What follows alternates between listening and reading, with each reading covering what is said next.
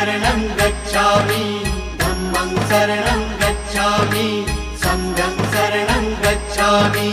त्यागमूर्ती तू शांत चित्त तू योग रूप संसारी दया प्रेम अन मानवतेचे प्रतीक तुझी ईश्वरी सिद्धमूर्ती सिद्धार्थ गौतम सकलांचा स्वामी